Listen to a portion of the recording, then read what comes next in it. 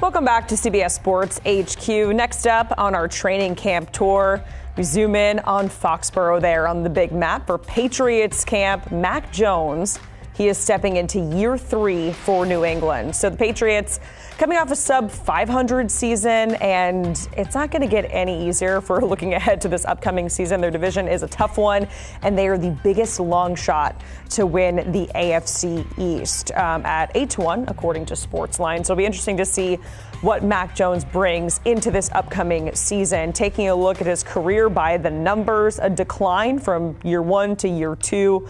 The record going from 10-7 to 6-8. Yards per attempt, passer rating, all declining. Those stats towards the bottom of the ranks for the 2022 season. Evan Washburn joining us now, racking up those airline miles going from Jacksonville to Foxborough for Patriots camp. So, Evan, we just saw the stats for Mac there, a regression for year 2. The Patriots, they are the long shot to win the AFC East. Do you think we're maybe due for a bounce-back season for Mac?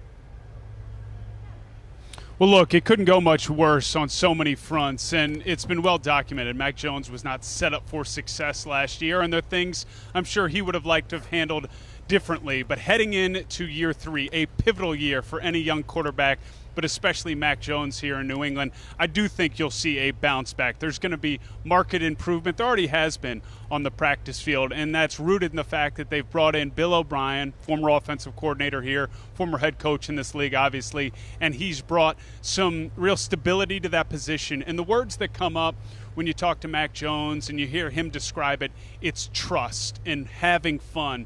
And sometimes the words having fun can kind of get lost in the ultra-competitive world of the NFL. But if these guys aren't enjoying themselves, it can have a real impact. But I latch onto the idea that he trusts Bill O'Brien, everything that he's asking him to do, and that's going to go a long way. Now, they're throwing a lot at Mac Jones, a lot at Bailey Zappi, the number 2 right now. But the idea is fill as many buckets of options for this offense, and then they'll be able to pare it down and go back to what it was with Josh McDaniels, where each week they were more of a game plan unit. So I think that Mac Jones is set up to show improvement and return more to the form that we saw in his rookie year.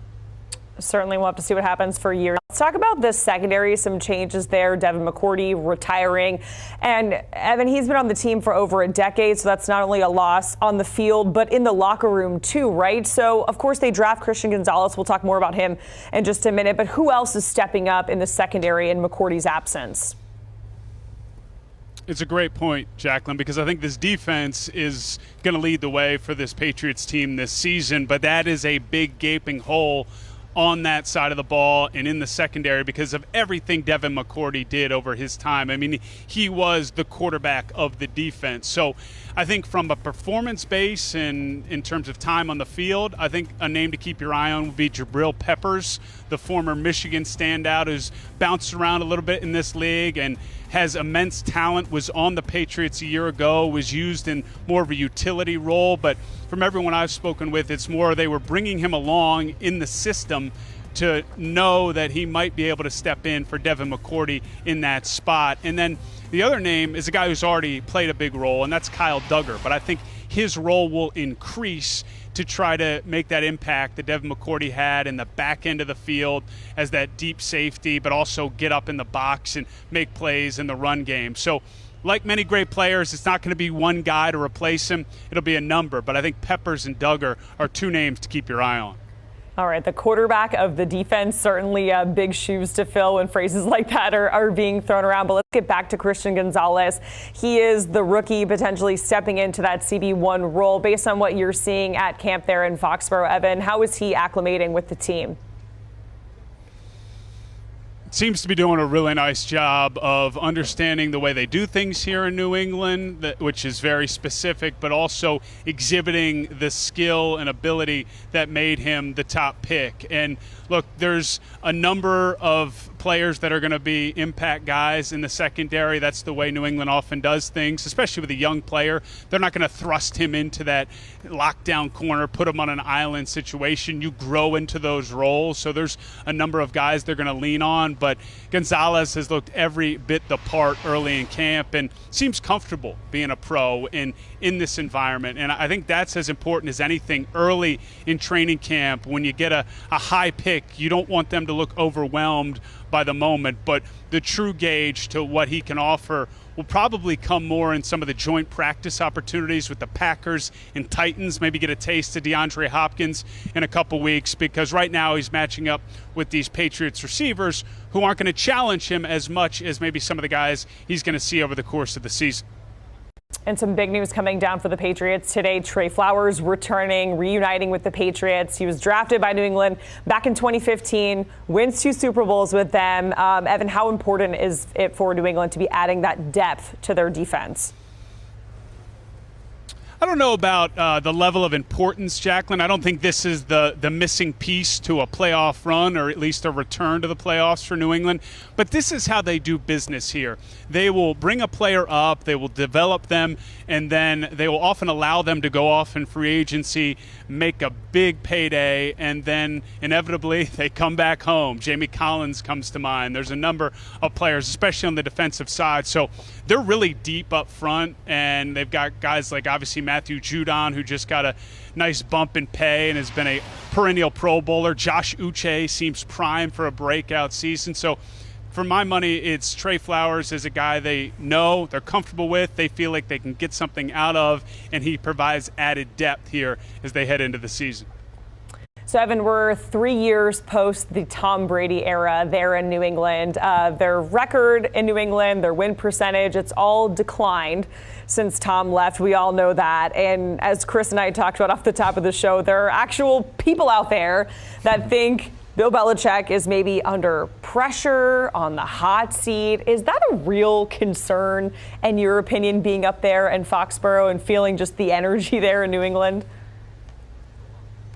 I view this through 2 prisms. One, everybody in the NFL is under pressure. Players, front office members, coaches, media members, we're all under pressure.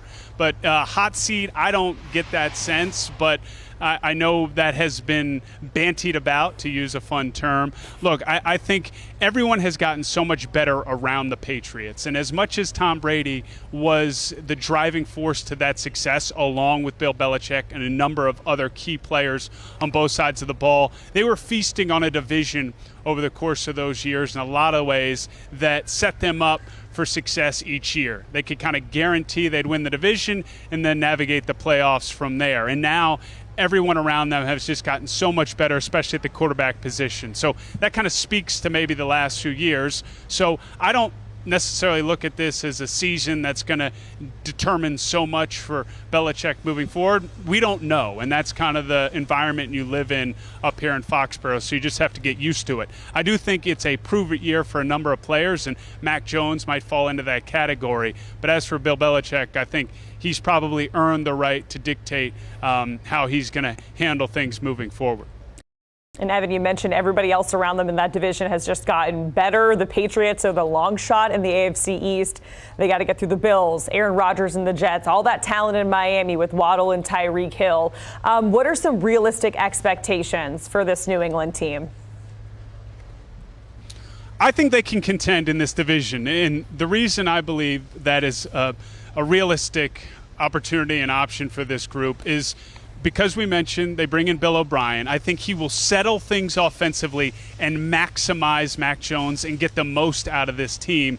And I think this group is built in the way that Bill has built previous teams, and this is where the argument comes. Has that become a dated thing where the defense, to me, might be the best defense in the division? And I think that's going to keep them in every game. And if they play that style of ball that they went away from last year, where they don't find ways to lose games and they force the other team to lose games, and then they end up winning them, which comes down to discipline, situational football, winning in the margins, if you will.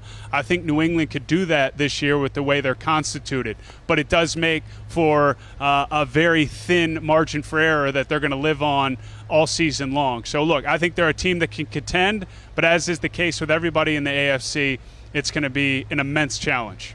The Patriots open up their season against the Eagles on September 10th. Evan Washburn joining us from Patriots camp in Foxborough. Thank you so much, Evan. We appreciate it. Hoping the rain holds off for you. And our CBS Sports training camp tour continues. Up next, we got the Broncos, followed by the Eagles on August 14th and August 15th. Next up there, the Giants.